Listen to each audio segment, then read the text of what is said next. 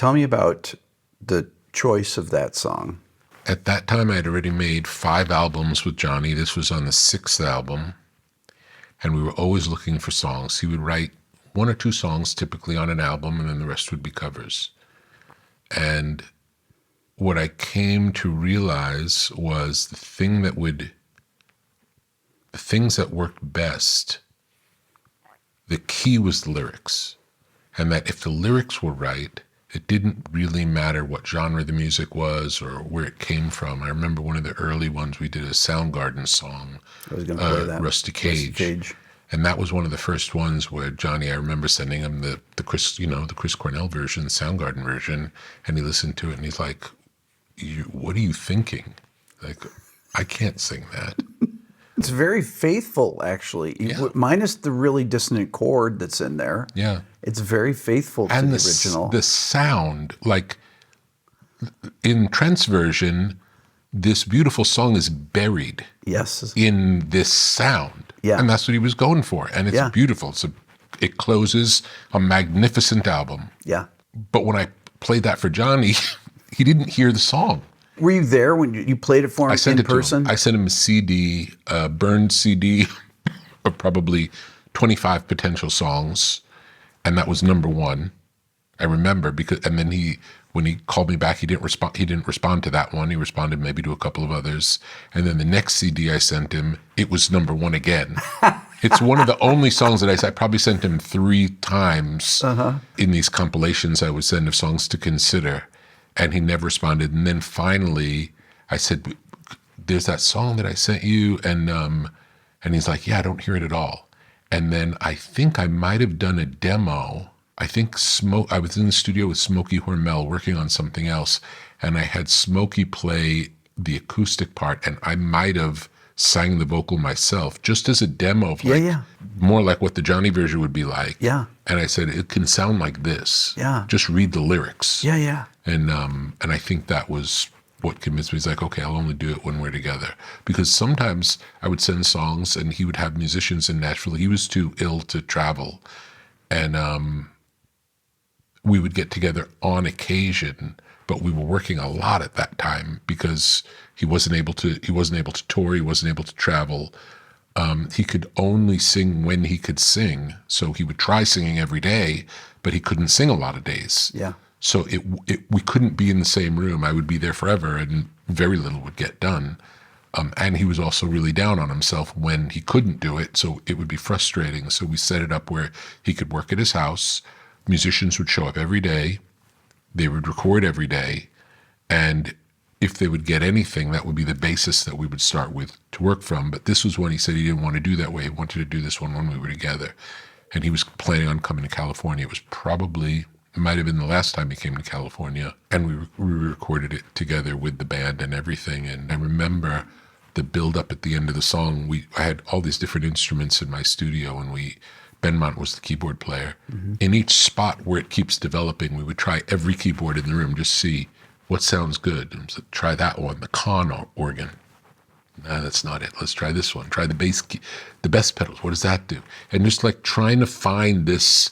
And it's another example of technically it not being done properly. Like at the end of the song, it gets completely distorted and the meters are in the red in the mix. Like it was, but it sounded like that. It's like, it's okay. It's like, I know technically the equipment's not supposed to do these things, and technically it can sound like it's broken, but that's the sound.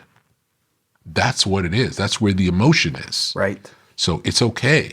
I've been in sessions where the speakers have caught on fire. So, for real. For real.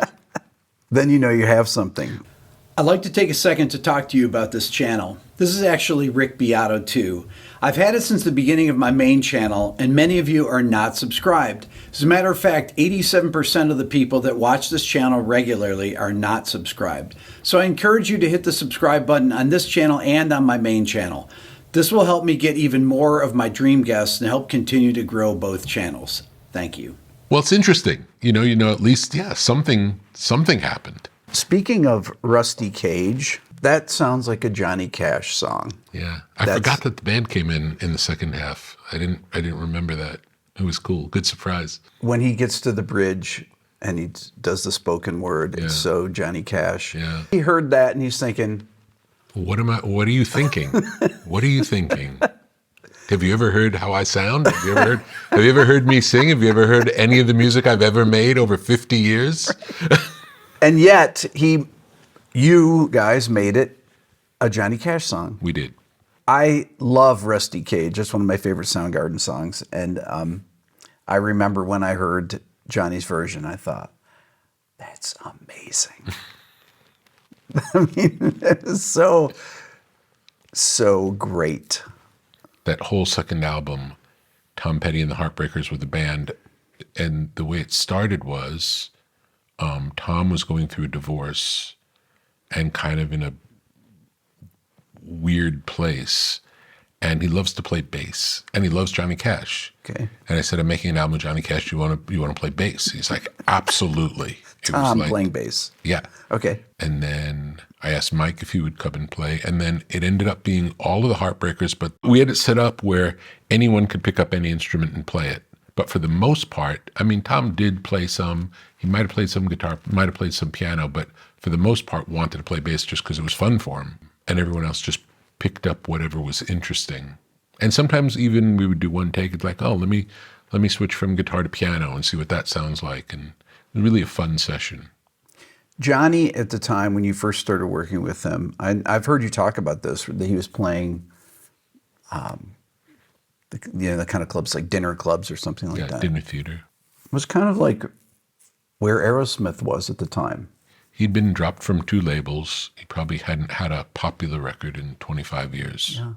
And the popularity of these records, did that surprise him? It completely blew his mind. He couldn't believe it. He loved it. He loved the acceptance of young people. On the first album we put out, it really changed everything. And then when Hurt happened, and it was really a big hit, which again was not expected, he was ecstatic. It was really a beautiful life arc that he had all the success and then went through a little bit of a down period, and then he had the most success in the 70s. He was the biggest selling artist on Columbia Records. He sold more records than all the other artists on Columbia combined. Wow. And then they dropped him. Yeah. And then he signed to Mercury, and then they dropped him. And then he was just, in his mind, he was done, you know? And when we met the first time, he didn't know anything about me, he didn't know who I was, but he was more curious why I was interested. Why would anybody be interested? That was the feeling. What do you think you can do with me that no one else has done for the last 25 years? And what did you say? I said, let's just make something great. What are the songs that you want to sing? Like, play me the songs that you grew up singing. And I didn't really know. I just said, I just have a feeling something good will happen.